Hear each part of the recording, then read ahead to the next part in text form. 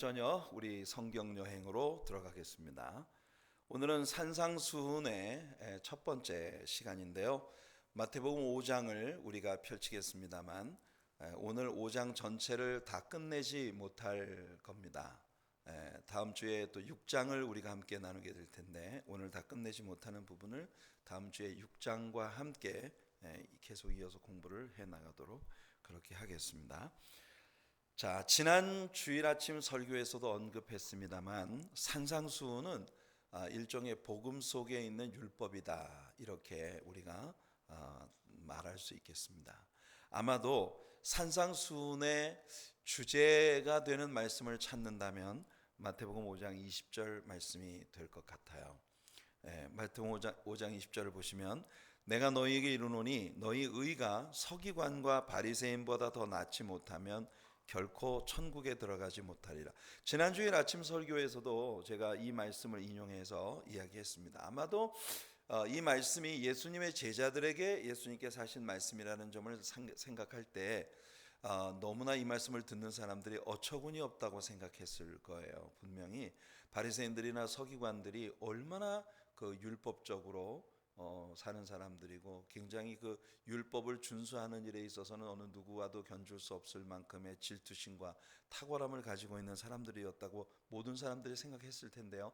그 사람들보다 더 의롭지 못하면, 그 사람들보다 더 낫지 못하면 천국에 들어갈 수 없다고 말씀하시니까 그러니까 우리는 여기서 서기관들과 바리새인들 그 사람들의 의 가지고는 천국에 못 들어간다라는 예수님의 단정이 이미 이 속에 있다는 걸 우리가 발견할 수 있고요.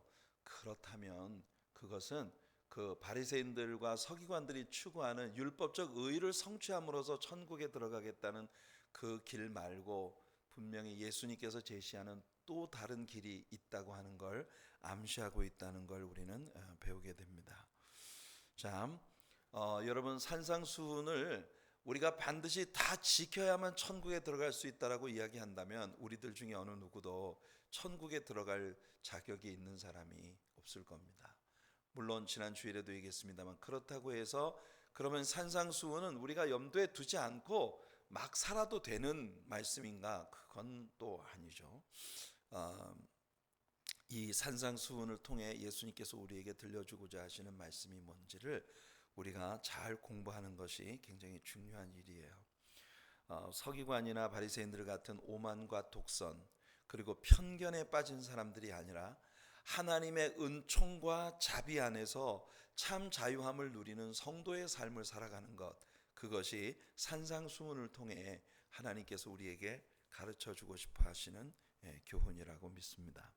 산상수훈을 배우면서 우리가 염두에 둘 것은 이 산상수훈이 불특정 다수의 군중들을 향해 천국에 들어가기 위한 조건을 선포하신 말씀이 아니라 예수님의 제자들을 향하여 이미 제자가 된 사람들, 이미 크리스천이 된 사람들이 항상 염두에 두어야 할 것이 무엇인지를 가르쳐 주시는 티칭 부분입니다.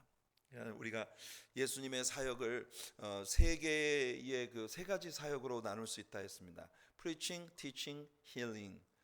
이 preaching은 불특정 다수의 군중들을 향해 천국 복음을 외치신 일이고, teaching은 특별히 예수님을 따르는 사람들을 따로 모아놓고 그들에게 가르침을 주시는 그런 일이었어요. 힐링은 물론 병을 고치시고 그들의 삶의 현실적인 니드를 충족시켜 주시는 그런 예수님의 사역을 이야기하는 것이죠. 지금부터 우리가 공부하는 산상수훈은 안 믿는 사람한테 이 말씀 듣고 천국 가도록 믿으라고 하는 그런 전도의 메시지가 아니라 이미 믿기로 따르기로 결정한 제자들을 놓고 그 제자들에게 주시는 티칭의 부분이라는 걸 우리가 염두에 두고 이 말씀을 보아야 합니다.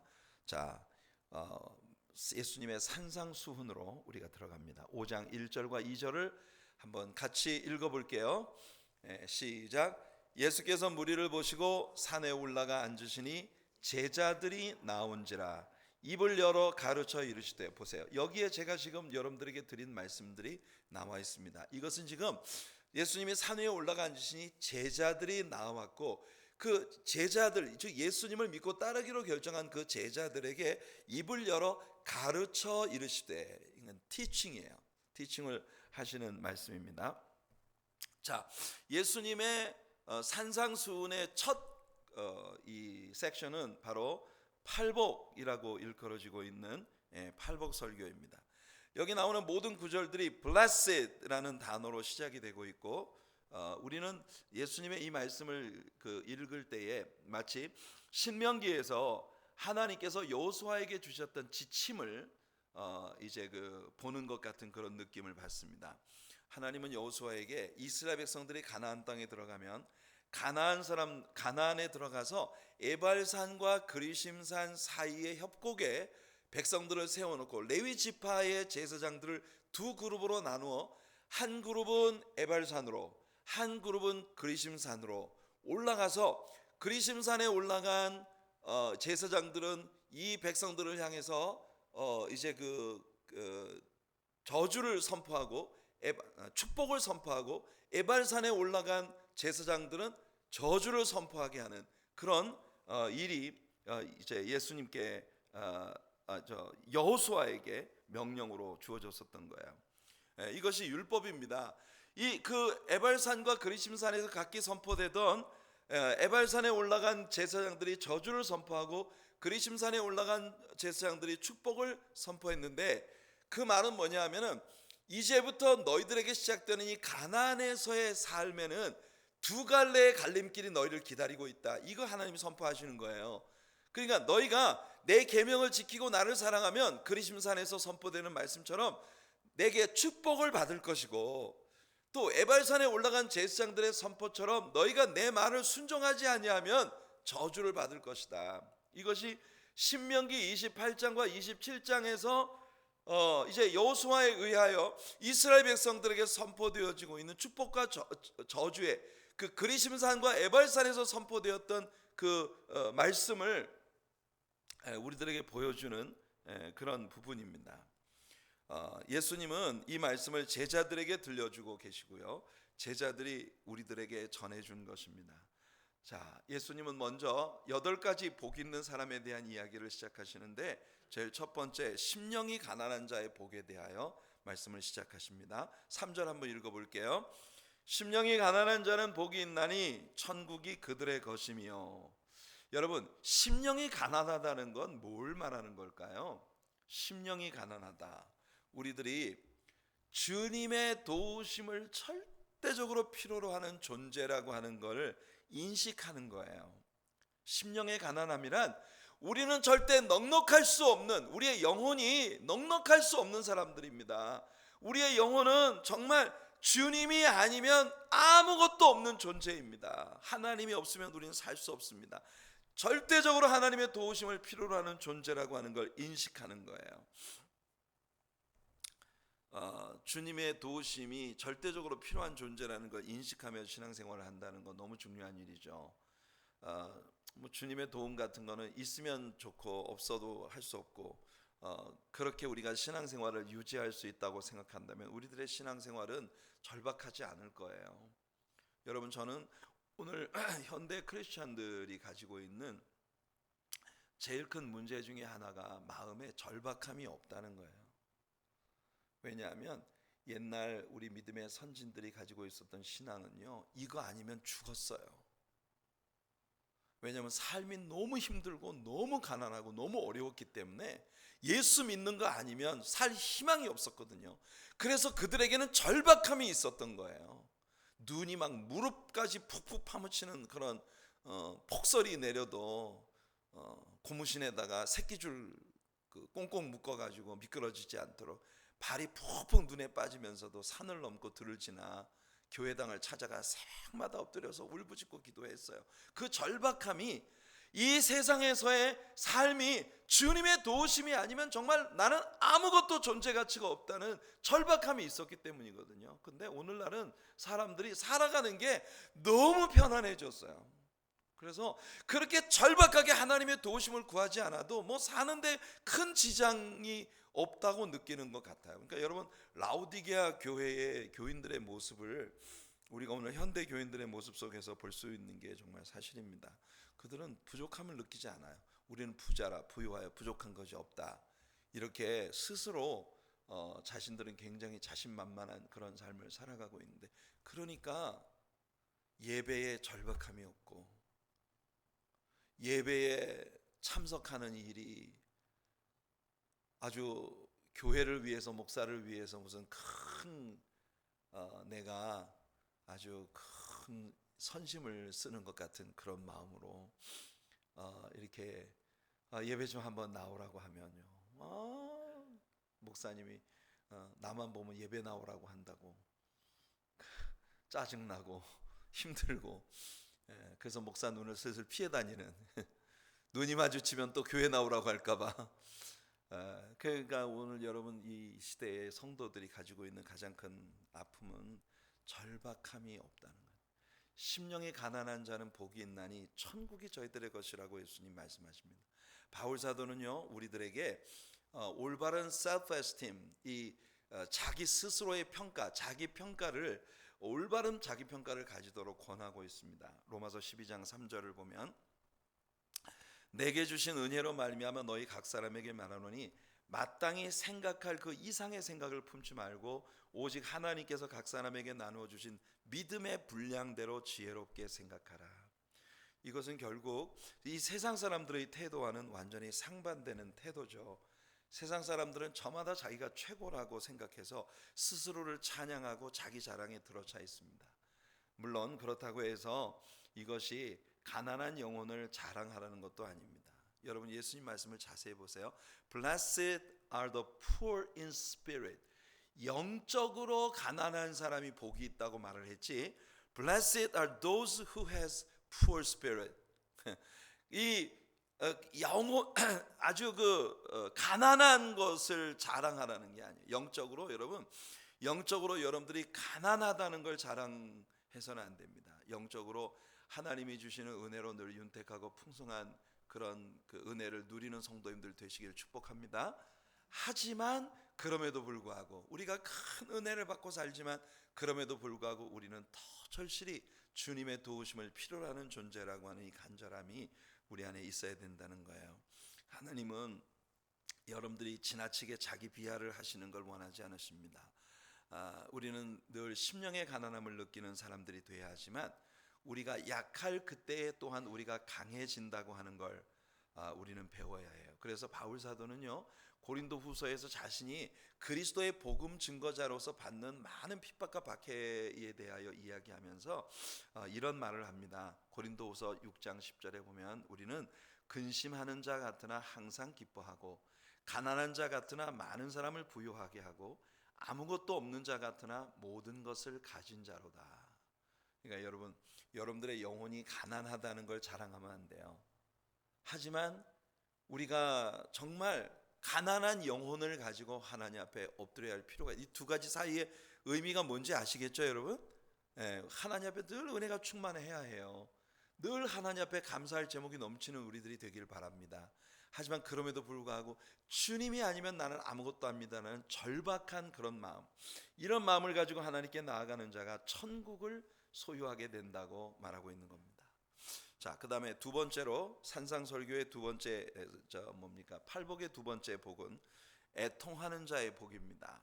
자, 4절 읽어볼게요. 시작. 애통하는 자는 복이 있나니 그들이 위로를 받을 것이며. 우리는 우리의 죄에 대한 애통함이 있어야 합니다. 그럴 때 주님의 위로하심이 우리에게 있을 거예요. 스바냐 선지자도 하나님의 같은 약속을 이렇게 이야기합니다. 내가 곤고하고 가난한 백성을 내 가운데 남겨두리니 그들이 여호와의 이름을 의탁하여 보호를 받을지라. 그렇습니다. 우리는 죄로 인해 곤고한 영혼을 가져야 해요. 그래서 오직 여호와의 이름을 의탁할 때 하나님의 보호하심 안에 우리가 있다는 겁니다. 여러분, 그래서 우리는 언제나 하나님 앞에 나의 죄와 연약함을 인하여 애통하는 마음으로 나아가는 우리들이 되기를 바랍니다. 그 영적인 애통함이 있을 때 우리는 하나님의 위로를 받게 된다고 말하고 있는 거예요. 세 번째, 팔복의 세 번째 복은요, 온유한 자의 복입니다. 자, 5절 읽어볼게요. 시작. 온유한 자는 복이 있나니 그들이 땅을 기업으로 받을 것이며. 이 온유하다고 하는 것은 meekness는 weakness를 말하는 게 아닙니다. 온유하다는 건요, 기가 늘 죽어서 살아가는 걸 말하는 게 아니에요. 기가 푹 죽어서 이렇게 쭈그러져 있는 거하고 온유한 마음을 갖는 거하고는 개념이 달라요. meekness. 여러분, 물론 제가 예전에 설교 가운데서 meek라고 하는 말이 meek인데 척 스미스 목사님이 meek라고 하는 단어가 무슨 뜻이냐, 미가 액하고 죽는 게 meek다. 온유함이라는 건 뭐냐면 내 자아가 주님 안에서 완전히 죽어지는 것. 그래서 정말 지극히 내 마음을 겸손히 낮추는 그런 마음이 온유한 마음이에요. 물론 온유하다는 우리 순수한 우리말은 그 부드럽고 따뜻하다는 그런 의미를 가지고 있는 말이겠죠. 민수기 12장 3절에 보면 이 온유함의 대표 인물이 나옵니다. 이 사람 모세는 온유함이 지면의 모든 사람보다 더하더라 그랬어요. 이것은 오직 그 모세만이 아니라 예수님도 이렇게 말씀하셨어요. 마태복음 11장 29절에 나는 마음이 온유하고 겸손하니 나의 멍에를 메고 내게 배우라. 그리하면 너희 마음이 쉼을 얻으리니. 여러분 기억하시나요? 구약에서 모세와 아론의 주특기가 뭐였다고 했죠? 예? 모세와 아론의 주특기. 여러분 이스라엘 백성들이 그냥 끊임없이 불평거리 원망거리 갖고 옵니다. 그럼 모세와 아론은 뭐예요? 엎드렸다고. 모세와 아론은 그냥 엎드렸어요. 백성들이 막 모세를 죽일 것처럼 멱살을 거들고 돌을 손에 들고 막 죽이겠다고 기세등등해서 모세에게 보면 모세는 아무것도 그 사람들한테 항거하지 않았어요. 야, 이 나쁜 놈들아, 내가 너희들한테 어떻게 했대? 니들이 나한테 이럴 수 있어? 뭐 이렇게 항거하지 않았어요. 그냥 백성들이 돌 들고 모세를 찾아온 모세와 아론은 그냥 엎드렸어요. 그러면 하나님이 길을 주셨어요. 이게 온유함의 정체입니다. 성도 여러분, 온유하다는 건 세상 앞에 비굴해지는 게 아니에요.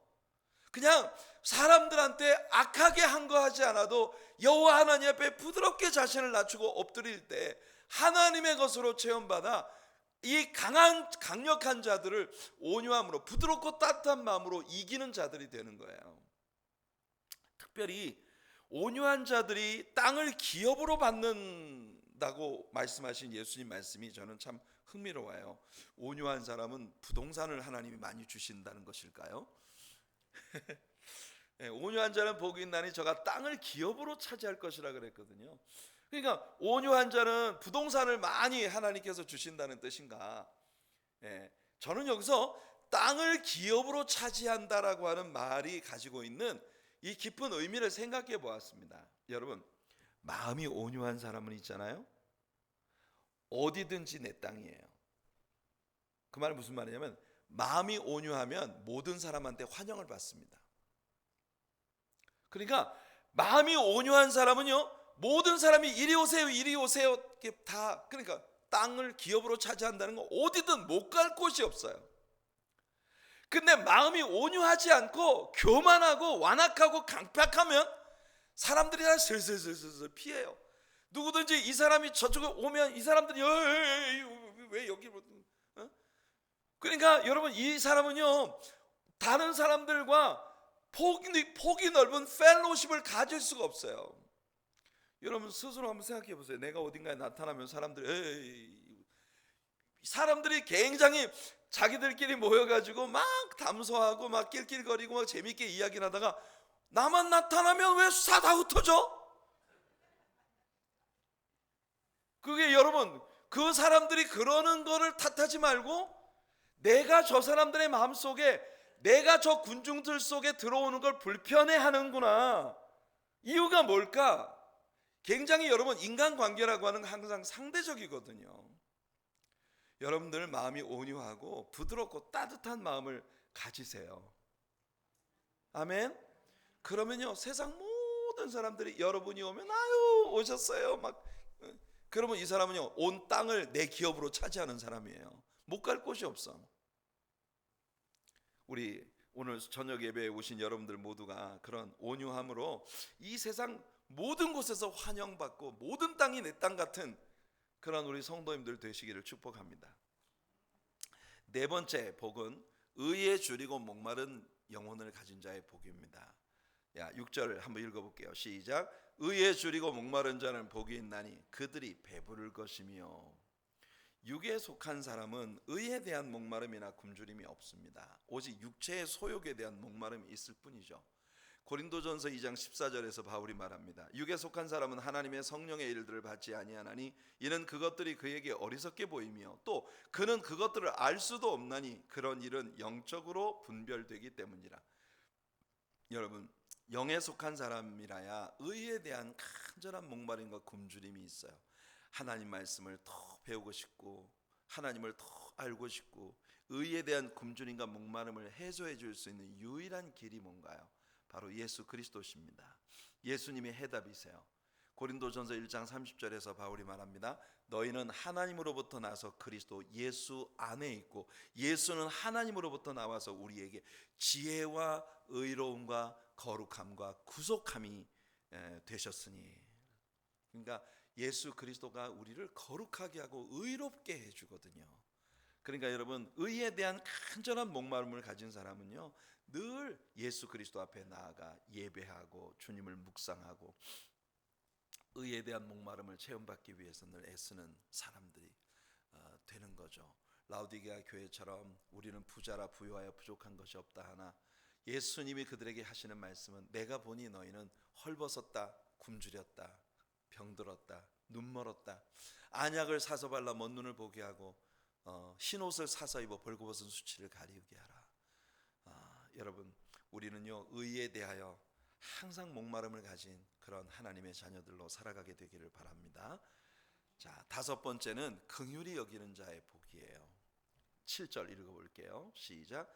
긍휼히 여기는 자는 복이 있나니 그들이 긍휼히 여김을 받을 것이며. 사람들은 이 부분에 대해 오해를 갖고 있는 것 같아요. 우리가 다른 사람을 긍휼히 여기는 것이 우리 주님의 긍휼을 입는 전제 조건은 아닙니다. 디도서에서 바울이 이렇게 말했어요. 우리를 구원하시되 우리가 행한 바 의로운 행위로 말미암지 아니하고 오직 그의 긍휼하심을 따라 중생의 씻음과 성령의 새롭게 하심으로 하셨나니. 여러분, 우리가 주님의 긍휼하심을 받는 건요 우리가 무슨 남을 긍휼히 여기고 긍휼을 베풀고 어떤 의로운 행함으로 말미암아 우리가 주님의 긍휼을 받는 게 아니에요. 일체 주님이 우리를 불쌍히 여기시는 마음, 그 마음에 따라 중생의 씻음과 성령의 새롭게 하심으로 우리에게 긍휼을 베풀어 주시는 것이라고 바울은 얘기하고 있습니다. 우리가 어떠한 의로운 행위도 갖기 전에 벌써 주님의 긍휼하심을 따라 우리는 거듭나고 새롭게 된 거예요. 믿습니까, 여러분? 그러므로 우리가 남을 긍휼히 여기는 것은 벌써 우리가 하나님께로부터 긍휼히 여김을 받은 사람이기 때문에, 긍휼히 여김을 받았기 때문에 우리는 산 사람이에요. 믿습니까? 이곳에 있는 여러분들 중에 어느 누구도 여러분들이 의로워서 주님이 여러분들을 받아주신 게 아니에요. 여러분 중에 하나님의 사랑교회 나오는데 입학시험 보고 들어오신 분 계시나요? 면접시험 보고 합격해서 오신 분 계십니까? 예수님 앞에 나와가지고 시험 보고 들어오신 분 계세요? 우리가 주님의 자녀가 되어 주님을 예배하는 성도가 된다는 건요 일체 하나님께서 우리를 불쌍히 여겨주셨기 때문이에요. 믿습니까? 그러니까 우리가 누군가에게 긍휼을 베푸는 건 있잖아요, 우리가 하나님께 벌써 긍휼히 여김을 받았기 때문에 우리는 당연히 긍휼을 베풀어야 할 의무가 있는 사람들이라는 겁니다. 사람이 자비와 긍휼이 없다는 건 자신에게나 주변 사람들에게나 정말 비극이에요. 예수님은 자기 자신은 엄청난 긍휼을 입었으면서도 다른 사람들에게 긍휼을 베푸는 일에 인색했던 한 관원의 비유를 우리에게 들려주셨습니다. 그는 방금 일생을 종으로 바쳐도 갚을 수 없는 어마어마한 빚을 탕감받고 나오는 중이에요. 그런데 자기 외에 동관 하나가 그냥 여러분 한 100일 동안만 열심히 일하면 갚을 수 있는 그런 작은 빚을 진 동관을 멱살을 잡고 관가에 끌고 가서 감옥에 던져버렸어요. 용서함이 없는 사람, 긍휼을 베풀 줄 모르는 사람. 결국은요 왕이 그 이야기를 듣고 그 사람을 오라고 해서 내가 너에게 얼마나 큰 빚을 탕감시켜줬는데 네가 너한테 작은 빚을 진 이 불쌍한 너의 동관을 긍휼히 여기는 마음이 없이 무자비하게 이렇게 다루었단 말이냐. 여러분, 예수님의 비유 가운데 보면요 그에게 베풀어졌던 긍휼이 취소되었습니다. 그리고 네가 이 동전 한 입까지 나한테 완전히 다 갚기 전에는 너는 깜빵에서 나올 수 없어. 감옥에 던져버렸어요. 여러분, 감옥에 던져버린다는 건요, 1원 한 푼도 더 이상 갚을 수 없다는 거예요. 기회가 박탈된 겁니다.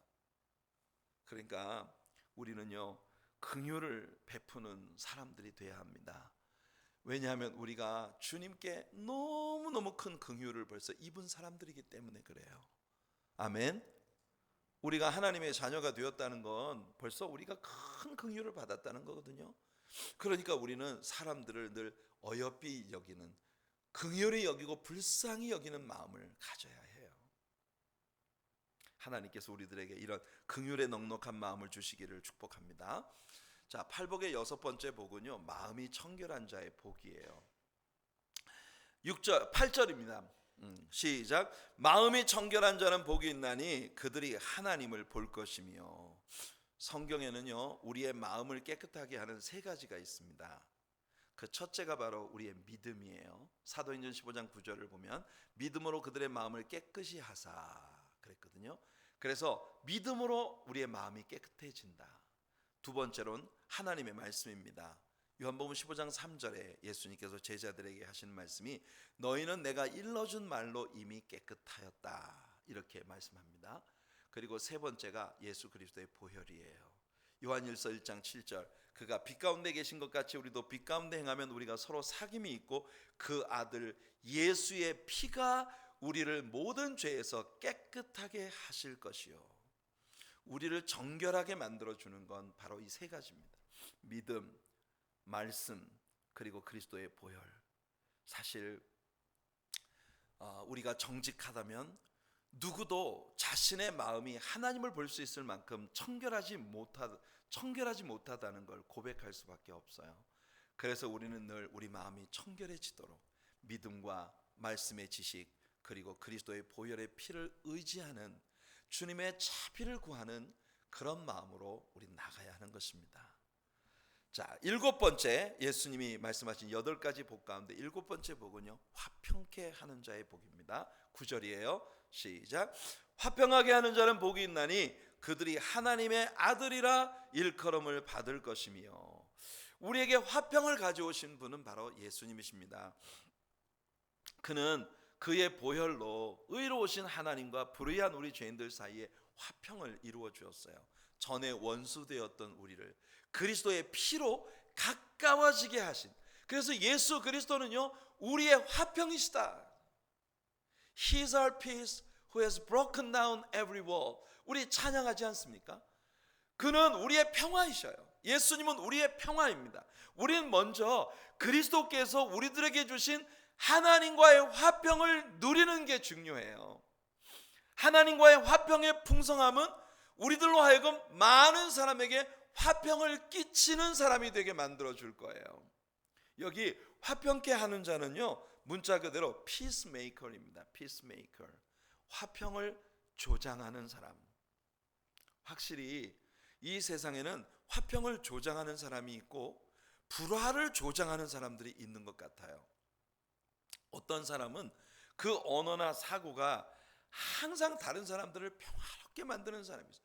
그러니까 무슨 말을 해도 이 사람이 말을 하면 모두가 편안하게 받아들입니다. 바들이 되지 않아요. 근데 어떤 사람은요, 항상 입만 열면 사람들을 불안하게 만들고 뭔가 별것도 아닌 이야기를 이 사람이 이야기하면 막 큰 문제가 벌어진 것처럼 모든 사람이 느끼게 만드는 특별한 재주가 있는 사람이 있어요.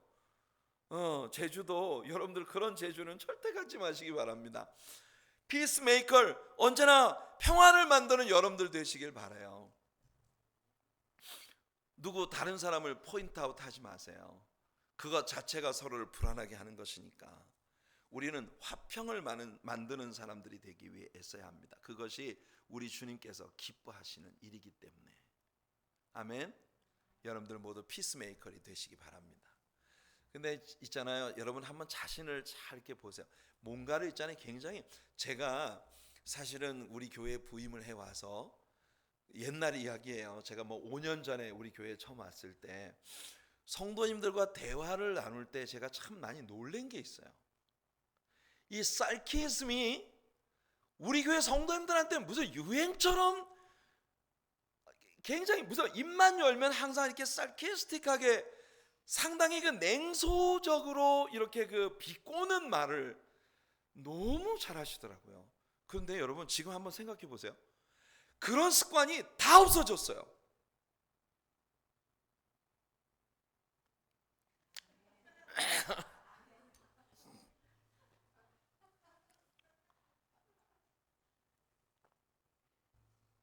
우리 성도님들이 지금은 굉장히 정말 피스메이커들이 많아요. 그러니까 우리 새로 교회로 들어오는 성도님들, 요즘에 최근 들어서 우리 교회 새로 정착하는 분들이 우리 교회에 대해서 느끼는 소감을 이야기하라 라고 이야기하면 천편일률 똑같이 하는 말이 그야말로 여출일구 이구동성으로 하는 말이, 야, 요즘 같은 세상에 이렇게 평화롭고 따뜻한 교회가 있다는 게 너무 놀랍다.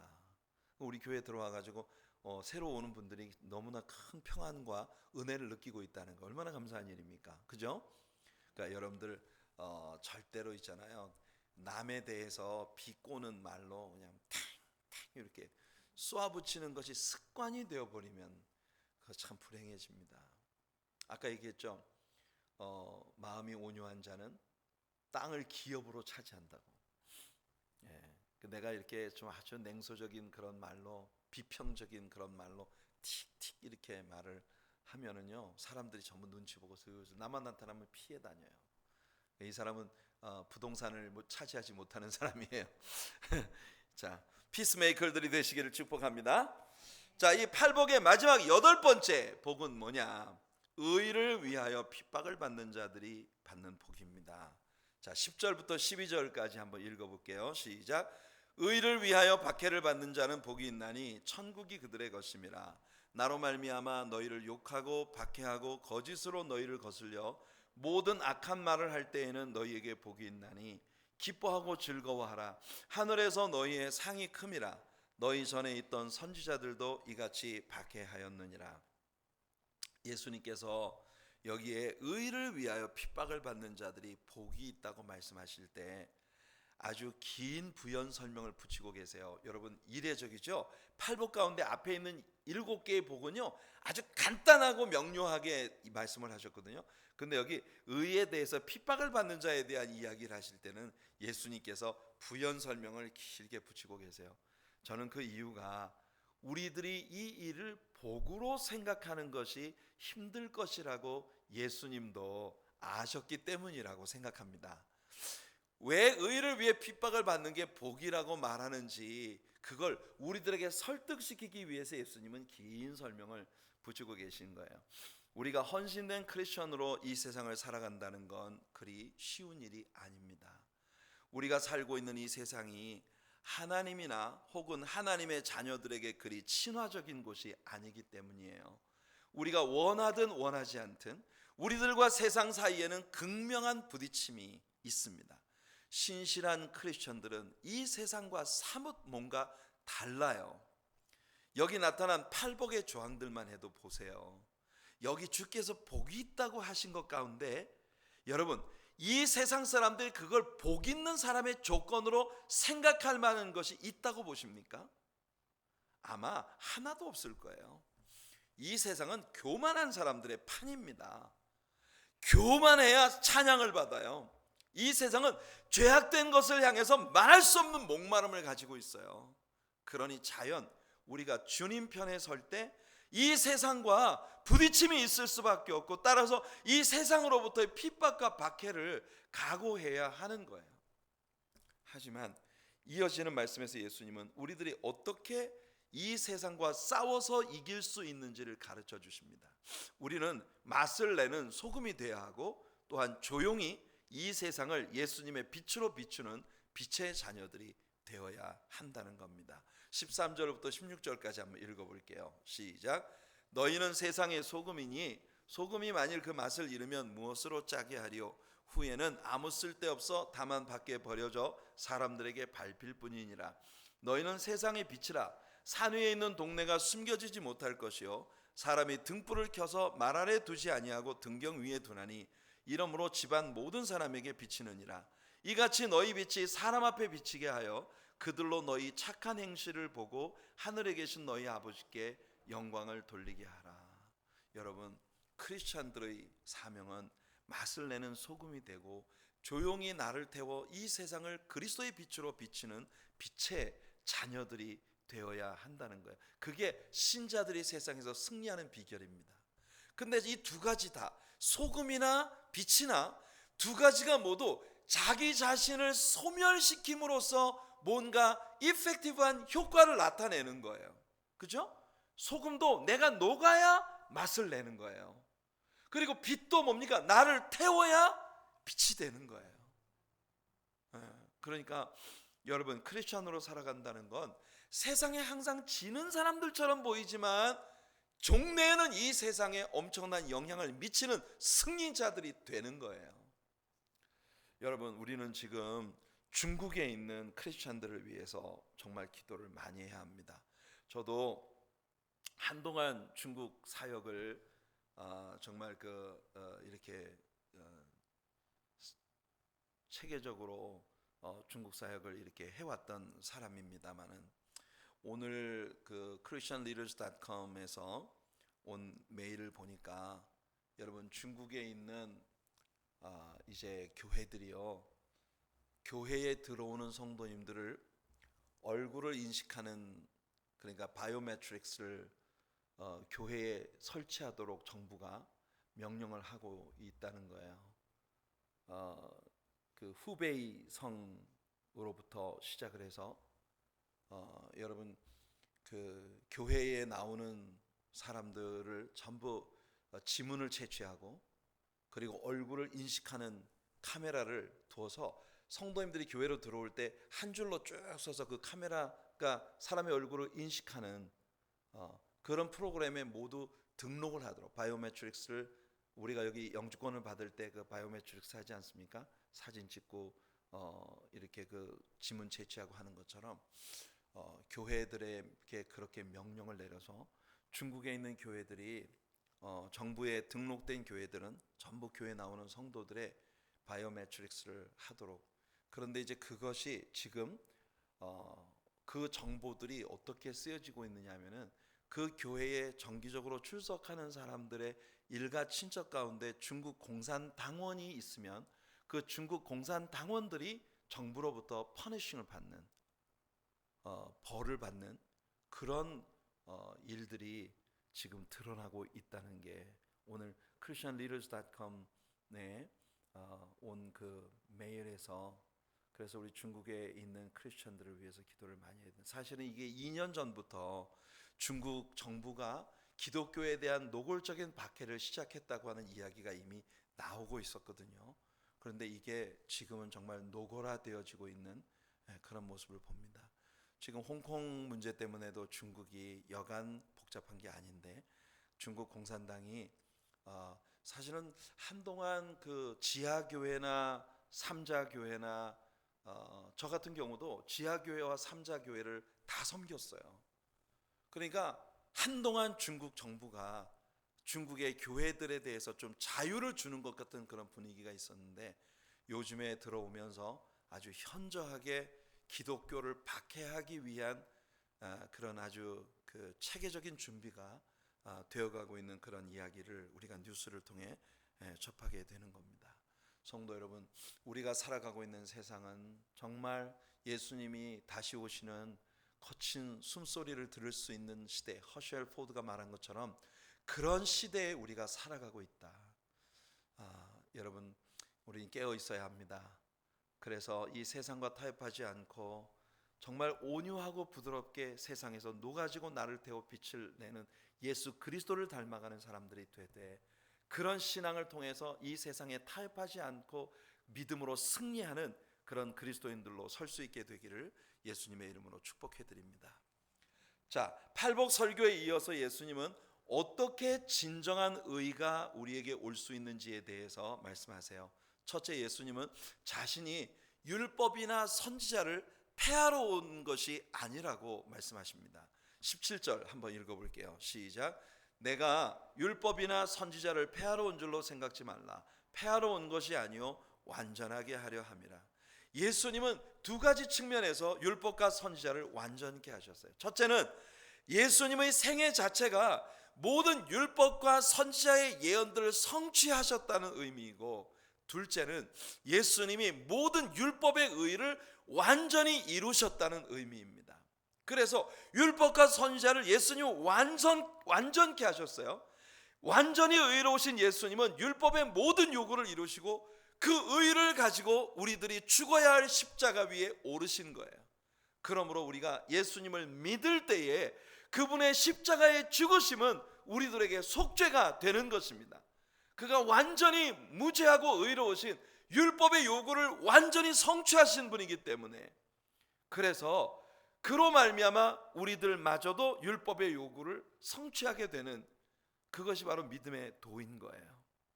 자, 18절 한번 읽어볼게요. 시작. 진실로 너희에게 이르노니 천지가 없어지기 전에는 율법의 1.1획도 결코 없어지지 아니하고 다 이루리라. 무슨 말씀입니까?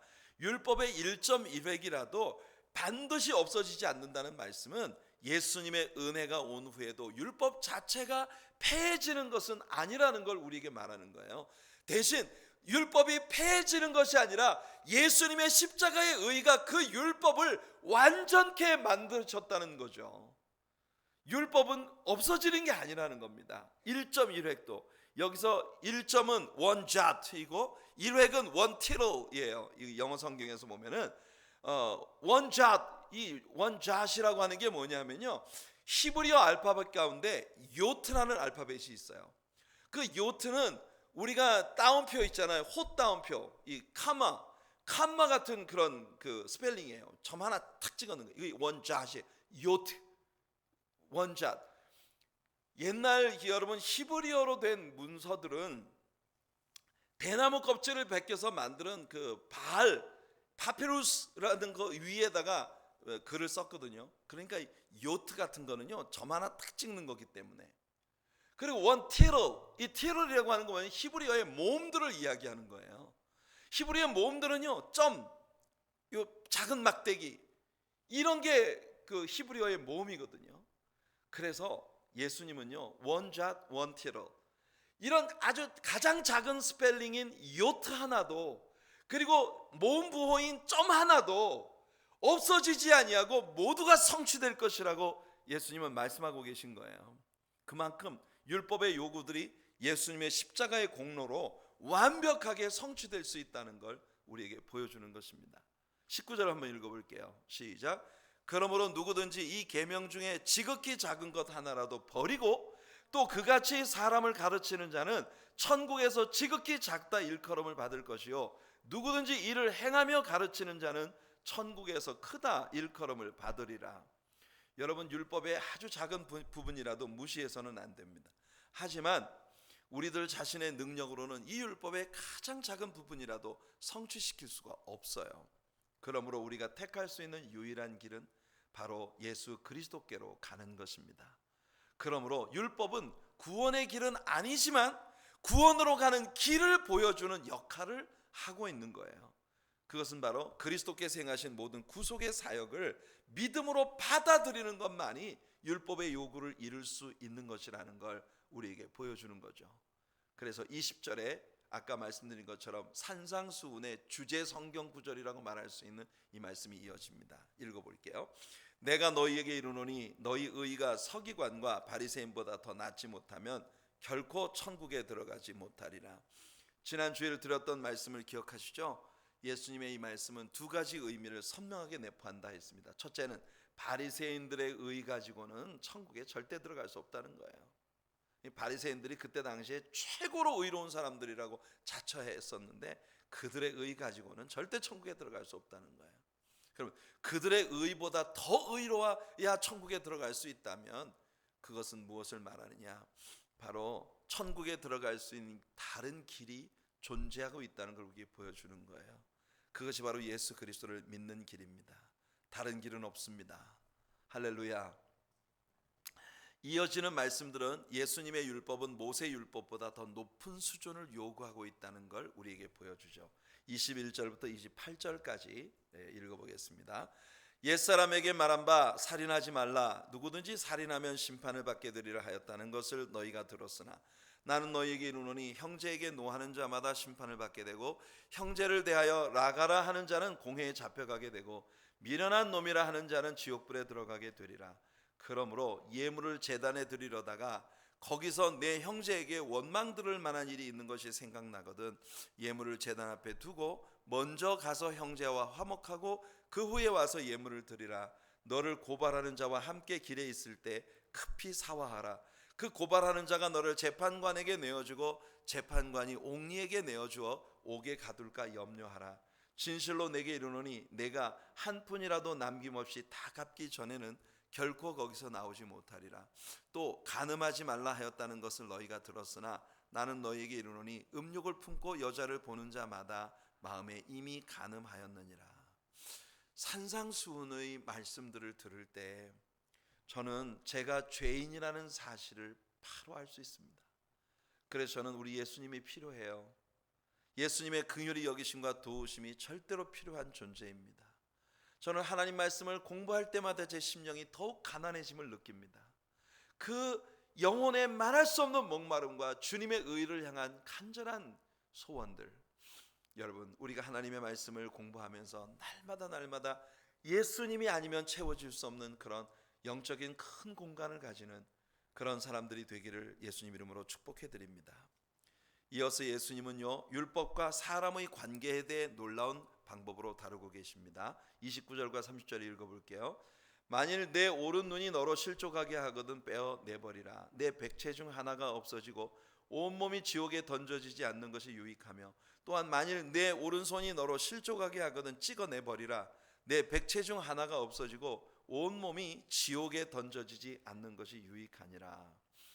전에도 제가 한번 이야기한 적이 있습니다만 제가 총각 전도사 시절에 경기도 가평에서 목회를 할 때 제가 얼마나 율법적으로 이 부분에 대해서 다루었는지 도박벽에 길들여져서 부모들에게 아주 문제거리였던 한 청년이 자기 손가락을 절단을 해버렸어요. 작두에다 놓고. 내가 이 도박을 못 끊어가지고 이것 때문에 내가 지옥에 들어가겠다. 그래서 작두에 넣고 손가락을 잘랐어요. 그런데 놀라운 사실은 그 작두에 자른 손가락에 염증이 아물기도 전에 발가락에다 화투를 끼고 노름을 또 하고 있다는 거예요. 여러분 눈을 빼버리거나 손을 잘라버리는 일로 우리의 문제가 해결되지 않습니다. 중요한 건 신앙은 언제나 마음의 문제예요. Inner heart. 여러분 우리가 지난 주일 설교에서 배웠습니다. 영적인 축복은요 안에서 밖으로 나가는 것이지 밖으로부터 안으로 들어오는 게 아니에요. 환경으로부터 오는 게 아니에요. 우리의 내면에 하나님의 성령께서 우리 심령의 변화를 주시는 귀한 은혜가 여러분들에게 있기를 예수님 이름으로 축복해 드립니다. 31절과 32절 읽어볼게요. 시작. 또 일러스되 누구든지 아내를 버리려거든 이혼 증서를 줄 것이라 하였으나 나는 너희에게 이르노니 누구든지 음행한 이유 없이 아내를 버리면 이는 그로 간음하게 하며 또 누구든지 버림받은 여자에게 장가드는 자도 간음함이니라. 여기 예수님은 이혼에 관한 말씀을 주고 계십니다. 우리가 19장에 이를 때 다시 이혼에 관한 이슈가 등장하겠습니다만 일단 모세의 율법은 이혼에 대한 가능성을 배제하지 않고 있어요. 신명기 24장 1절에 한번 같이 읽어볼게요. 시작. 사람이 아내를 맞이하여 데려온 후에 그에게 수치되는 일이 있음을 발견하고 그를 기뻐하지 아니하면 이혼 증서를 써서 그의 손에 주고 그를 자기 집에서 내보낼 것이요. 여러분 예수님 당시에 와서 다른 율법들과 마찬가지로 이 율법 역시 새로운 해석이 내려지고 있었어요. 여기 애매한 이야기가 나옵니다. 아내를 데려왔는데 데려오고 보니 결혼하기 전에는 몰랐던 수치스러운 것이 그에게 있다는 걸 발견했단 말이에요. 이게 무슨 이야기입니까? 아내에게서 수치스러운 일을 발견했다. 이거에 대한 해석은요 아주 다양해졌어요. 예를 들어 아내가 음식을 정말 치지도 못해요. 그래서 친구들을 집에 초청하면 초청할 때마다 창피를 당해. 이것도 아내에게서 수치스러운 부분을 발견한 거예요. 아내가 잠을 너무 많이 자는 것. 아니 처음 사랑에 빠졌을 때는 눈에 콩깍지가 씌워서 모든 게 다 예뻐 보였는데 막상 결혼을 하고 나니까 현실로 돌아와서 자기 아내가 너무 못생겨 보이기 시작했다. 여러분, 이게 얼마나 애매한 이야기입니까? 남에게 수치가 되는 부분이 발견됐다. 그 수치가 되는 부분은요, 오만 거에다 다 걸 수 있는 거예요. 우리 와이프가 밥을 태웠어. 창피해서 못 살겠어. 이혼 증서 하나 써주고 내보낼 수 있단 말입니다. 이 율법은요, 결국 오직 남자들만을 위한 도구가 되어버렸어요. 남자들이 자기 아내를 기쁘게 생각하지 않는다는 사실만으로도 언제든지 이혼이 가능한 그런 상황이 되어버리고 만 겁니다. 여러분, 유대인들을 비롯해서 중동지방 대부분의 나라에서 결혼을 할 때 남자가 여자의 부모님들께 지참금을 지급합니다. 이게 옛날부터 전통적으로 남자가 여자 부모에게 지참금을 지불하는 이유는 뭐냐면, 내가 당신의 딸과 결혼을 하지만 어떤 이유로도 당신의 딸이 쫓겨날 수 있기 때문에 그때를 대비해서 미리 내가 보증금을 주는 겁니다. 그 뜻이에요. 지참금을 준다는 거. 그래서 내가 당신의 딸을 쫓아냈을 때 이 돈 가지고 새 살림을 할 수 있게끔 하세요. 이게 지참금의 개념인 겁니다. 딸을 시집 보낸다고 하는 건요, 정말 아슬아슬한 일인 거예요. 사소한 일에도 너무 쉽게 이혼을 해버리는 것이 우리 시대의 아픔이에요. 물론 여러분, 이혼의 문제는요, 결코 가볍게 다루어서는 안 됩니다. 내가 아닌 타인의 문제를 우리가 절대로 가볍게 다루어서는 안 돼요. 그 당사자는 얼마나 가슴 아픈 상처와 아픔을 안고 있겠습니까? 다른 사람의 가정사에 대해 여러분 절대 정죄하거나 편견과 독선의 시각을 가지지 말아야 합니다. 우리는 남이 받는 고통을 알지 못합니다. 만일 여러분에게 결혼 실패의 상처가 있다면 그 일에 대해서 여러분, 분명히 우리의 결혼이 깨어짐으로 말미암아 입혀진 많은 상처들이 있어요. 우리의 자녀들에게 입혀진 상처, 우리 부모들에게 입혀진 상처, 내가 결혼을 할 때 정말 제대로 배우자를 잘못 선택함으로 말미암아 이렇게 결국은 많은 사람에게 상처를 입힌 것, 분명히 이 일에 대해서는 우리 하나님 앞에 회개해야 할 필요가 있습니다. 하지만 철저한 회개가 하나님께 드려졌다면 그 이상 죄책감으로 여러분 스스로를 괴롭게 하고 계속해서 여러분들의 마음에 상처를 내는 일은 어리석은 일이에요. 그러니까 여러분, 이 이혼의 문제는 우리가 쉽게 다룰 수 있는 이야기가 아닙니다. 하지만 어떻든 오늘 예수님은 이 산상설교를 통해서 이스라엘 백성들이 율법을 자기들이 지킬 수 있는 한도 안에 있는 법으로 율법을 깎아내린 부분에 대하여 경계하고 계신 거예요. 그래서 예수님의 이 산상설교는 지난 주일에 말씀드린 것처럼 복음 속에 있는 율법이다. 율법의 의로는 하나님의 율법을 완성시킬 수 있는 사람이 아무도 존재하지 않는다라고 하는 것을 우리가 인식하고, 우리는 정말 주님의 긍휼히 여기심이 필요한 존재들이다. 철저히 우리 주님 앞에 온유하고 겸손히 나아가, 여러분, 우리가 세상을 이기려면 싸워서 이기는 것이 아니라 소금처럼 빛처럼 내가 녹아지고 내가 태워지고, 그래서 예수 그리스도의 빛과 소금이 되어 이 세상을 변화시키는, 정말 사람들이 상상할 수 없는 놀라운 내적 능력을 가지고 세상을 향해 나아갈 수 있는 믿음의 사람들이 되는 것, 이것이 산상설교를 통해 예수님이 우리에게 가르쳐 주시는 말씀입니다. 하나님의 성령께서 저와 여러분들에게 능력을 주셔서 우리 주님의 기쁨이 될 수 있는 그런 하나님의 자녀들이 되게 하시기를 예수님의 이름으로 축원해 드립니다.